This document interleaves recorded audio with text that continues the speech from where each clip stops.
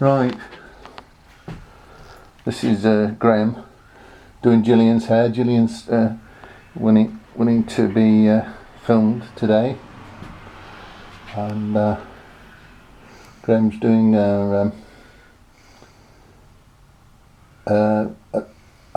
highlighting technique with a comb. We've made a fairly not very strong bleach. It's strong enough though, and then we've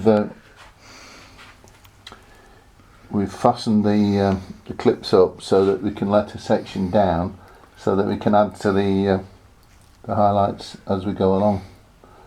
He's just replenishing the comb as he needs to. Yeah.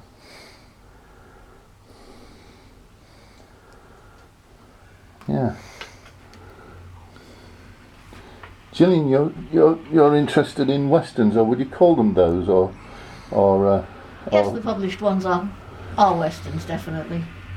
So, you've actually, how many stories have you written now about the west? There's 19 published. Oh, jolly good.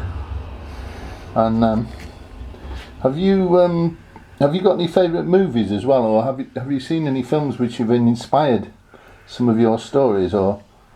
Yes. I think the first one that I wrote, which didn't get published in its original form, that was inspired by Young Guns and the characters in that, and I kind of wanted to know what happened after them. After that film finished, yes. I mean, there was a sequel that came out later after I'd written my version. When did that come out then, Young Guns? About 1988, I think. Right. And so you wrote a follow-on for that? Basically, yes. And then they actually brought a film out? Yes, Young Guns 2. So were there any sort of similarities or parallels between your story and the film? No, not at all. Oh, no? No. But you must have been very interested about what they were going to do with it, though. Oh yes, I was. And saw the movie several times when it came out. Yeah. Yeah.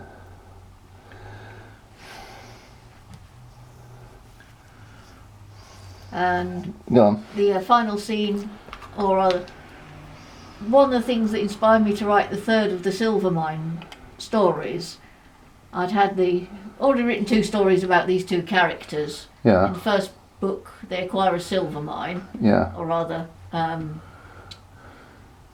Cullen acquires the silver mine. Yeah. And with the help of Hyde. So can I just interrupt you a minute and say how do you think of these names of characters? It depends. Some of them are named after people I know. Yeah. And other times it can come from anywhere.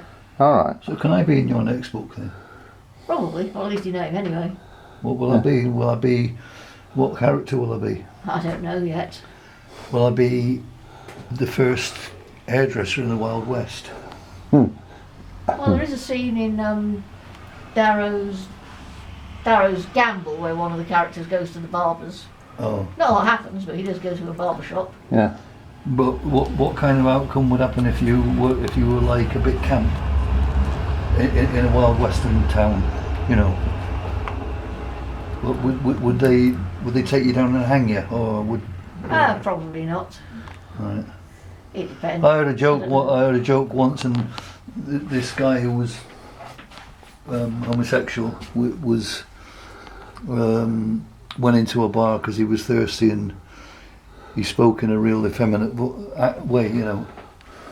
And he said, "Where is everybody?" "Oh, they're down at the end of the town hanging a homosexual." So he just says, "Well, I think I'll just take a mosey on down there then." Was that a genuine? It's just a joke. Yeah. Sorry, it was an attempt at humour. Yeah, Sorry, everybody, it was an attempt at humour. That's all right. And I don't do humour, as everybody here knows. No. Well, we don't agree. We laugh sometimes. Yeah, but I can remember. Was it 1995? What, when I last laughed? No, Yeah, when I laugh, I don't laugh about anything. I don't laugh about anything. Nothing's funny. Oh dear. But at the Yeah, go on. Sorry. the third Silvermine novel, in the second one, Hyde gets a bit jealous of Robson Cullen rather, for having acquired this mine, and he considers basically turning on him, and then decides and then doesn't.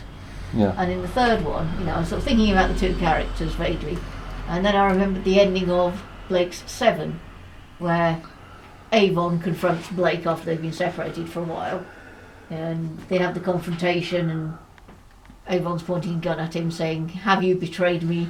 Have you betrayed me?" And so I thought, well, what if I have this scene where Cullen and Hyde are facing one another, and and something drives them to this particular confrontation, to reenact that confrontation. And so I decided that, and so I sort of wrote that into the story, and the story was kind of written to get to that point of these two characters having that meeting. Yes. Yes. Well, I imagine it's a bit like I don't know, putting a railway track down. If you want to finish up a mountain, you've probably got to build a bridge to it and maybe go through a valley and that kind of thing. So you have to twist your tail in order to. Yes. And then I suppose at a certain point, my brother's very keen on model railways. That's all. So I'm not just trying to explain for his sake, but and I suppose part of the story can go off on a branch line and probably just a happy ending for a couple of the characters or something when the main story goes on. Yes. Be interesting to sort of follow a model railway sort of philosophy and see what famous novels, say Shakespeare stories or whatever, how the different storylines diverge sort of thing, and see how many branch lines there are in it, or if is it just the main sort of I suppose like High Noon. Well, that's actually got a railway in it as well.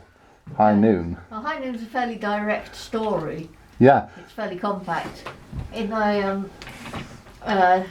Express novels, although each novel is complete in itself, there's 4 of them, and I had a couple more planned. Yeah. Each novel tells a complete story in itself. But in Silver Express, Alec, the sheriff, he meets this woman called Eileen. He helps her out because somebody's pestering her, so he deals with this guy who's pestering her, and he sort of arranges to take her out on a buggy ride. Yeah. And then in the next book, again in the early stages of that one, he meets her at a couple of events and they chat and so forth. And then in one of the side stories, the main story is about somebody who's been murdered and they're trying to find out what exactly happened. Yeah. But in one of the side stories, in his work as a sheriff, he goes after some bootleggers who've been producing this poisonous whiskey. And when they go to raid the hideout where they are, they find a Chinese slave girl that's been, she's been living with them. Yeah. And they rescue her, and the sheriff basically falls in love with her. Yeah. And he helps her, finds her somewhere to live. Yeah. The local rector. And then in the next, and then of course the woman that he had been talking to, Eileen, she's a widow, which is one reason. He'd not really been making too much of an advance towards her. He's interested in her, but he'd not wanted to make too much of an advance towards her because she was widowed not so long before, so he doesn't want to seem pushy. Yeah. And then he meets Lily. Yeah. And falls for her. And Eileen sort of sees him with Lily. Yeah. And sort of backs off. She's rather hurt. Yeah. So in the third book, he's thinking about Lily. He's actually away from town, so he doesn't see either of them. And then in the fourth one, again, he's courting Lily, and is interested in thinking about looking to a future with her, perhaps. But it's Eileen that shows up and intervenes when there's a mob is trying to take the sheriff's prisoner off him, and the sheriff's facing them down. and that the mob, that's all part of the main plot of that particular novel. Yeah. About arresting this killer. So the overall story arc basically about his love life, that's sort of going on in the background over all of the novels. Yeah. And it's sort of each one, they all tie in slightly here and there with the main storyline of the separate novels. Yeah. Well, it's and of course you were on Mastermind as well, weren't you? Yes, I was.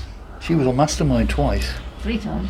3 times? Or rather 3 separate series, and I appeared twice on the first 2 series. Yeah. And once on the 3rd series. What were your specialist subjects again? One Western one? One was, yes. First time it was Romney Marsh novels of Monica Edwards, and then Blake's 7 in the semi-finals. Second time on I did Josephine Baker was my first round, and then Butch Cassidy in the second round, and the third time around I did the Empress of Ireland, which was a liner that sank. Oh.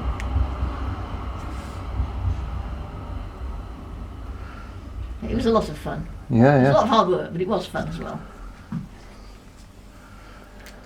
You didn't find I imagine the other Mastermind contenders would have been sort of, there weren't any nasty ones among them. I imagine they were all very polite and sort of like made the best person win and we'll forgive you if it's you this time and that kind of thing.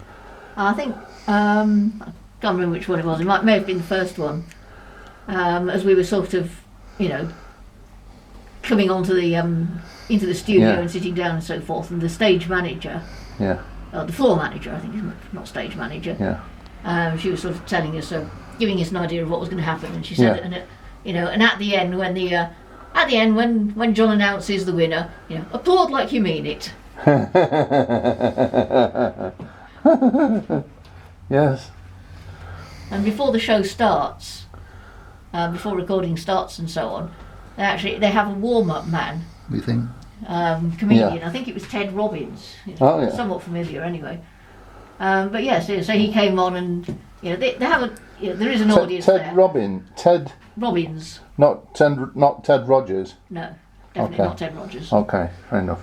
And he comes on and basically warms up the audience and chats to them and tells jokes and teases John Humphreys.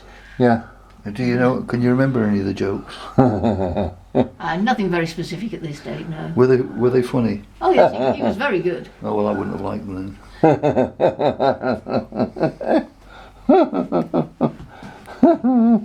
It is in a way slightly, he's doing a good job and so on, but it is slightly surreal because he's there at Mastermind. Yeah. This sort of one of the pinnacles of quizzing on television, and they have a comedian doing the warm up. Yeah. But it might not be quite the same, but I heard one time there was Sheffield Wednesday when they were going to an important cup final at Wembley. They had a comedian on board the coach to make the players relax. The trouble was he was one of the players. No, it wasn't. It was Phil Boardman, I think it was. Liverpool football fan. Stan Boardman's son. It was Stan Boardman. Sorry, I got it wrong. Yeah. You've got to excuse my old brain. Yeah, well, you don't have to, but you could do. Right. So I imagine so that was, so I think that's a good idea, really, sometimes, if you help take the pressure off people, then it helps them perform. Yeah. And gets the mind off the thing, really, and and also the. Well, I have done this before, this technique, but I know what you mean. Is Yes. that what you mean? And he says he's got no sense of humour. And he says he's got no sense of humour. But he pounces on jokes like a puma. What do you think then? Is that enough or a bit more?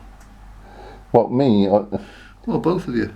Well, I can't tell because I've not got my glasses on. Well, why don't you stand back and look, and just from different angles and think, does it look, is there a little dark patch somewhere? Yeah. What he's seen somewhere already. Yeah. So my advice has worked. Yes, your advice always works. I think there might it might be a little bit here, potentially. They're quite near the roots, and so I wasn't in that piece of script, was I? Really, I had a really poor part of that, didn't I? What you mean? This conversation we're having? I wasn't part of it. Was I? No. What, do you want us to stop filming and do it all again? But this time you've written all the stories and... No. I did ask this lady once, Gillian. Because I got told off when I called her Jill a few times. I didn't know that she told me off. I didn't mind, actually. I quite like being scolded. I think this bit could be a bit bolder. I was going to be asking about, how would you start to write a book if you've never done it before, and what would you start with, like a biography of yourself, say, or something else? And we were going to have a look at that, weren't we? But we never quite did. Yeah. Well, you have. Well, what? I think I did encourage you to write short stories at least. Yeah. It depends on what you feel that you want to write at that moment, really. Yeah. Rather than trying to force anything. You could be my mentor, though. You could be my proofreader, couldn't you? Yeah. My editor. I could be your tormentor. Well, you do that anyway. But the thing is, you have written poems, haven't you, Graeme? They're loosely called poems. They're not proper. In the proper sense of the word, they're probably not poems at all. Has anyone ever heard them and say, "Oh, I like that, Graz"? I bet they have. No, not one. Oh, I doubt it very much. Not one. I went to a poetry meeting once and put them all out, and not Why, somebody set fire to them? Not one of them was read. So that's how bad it was. It depends on how cliquey the young people were. If they all knew each other or largely knew each other. Alex has asked me if he can. That bit a bit thicker. What do you think? But you look and see what you think. Yeah. I'm just doing what. Yeah. Well, what does your son think of some of your poems? He likes them. Well, there you go then. But he's biased. And yeah, but that's also insulting his education, in fairness, isn't it? Because he's studied English and drama and films and stuff. Yeah. So you've got to give him some credit. Yeah. Oh, I do give him credit. Well, there you go. Well, he said he liked them, so I think there's a chance at least one other person might like them. Well, he wants to use one of them in a... Well, there you go then. That sounds even better. In a film that he's trying to do. Yeah. But I've always quite fancied writing, but I don't think I've got... They say everybody's got a book in them, but... apart from... I don't mean swallowing one, but... I mean, you don't have to think about, if everybody's got a book in them, I need to write a whole book. You can just write short stories, poems, little pieces for magazines, that sort of thing. Yeah. Articles. Yeah. Or just write something you like because you like it. Yeah. Or even just, if you could write a letter. I mean, just, like pick a letter from the alphabet. Yeah. And then write it in try and write it in your own sort of artistic way or not. Anyway, what I'll do now is I think I'll finish filming this bit because we'll see at the next stage. Thanks very much. Thank you very much for joining us. Yeah, thanks for an interesting Thank you. do. Oh, we point to you as well. Thank you ever so much. Okay, jolly good. Right, so we'll have some more in a bit, hopefully. Bye-bye.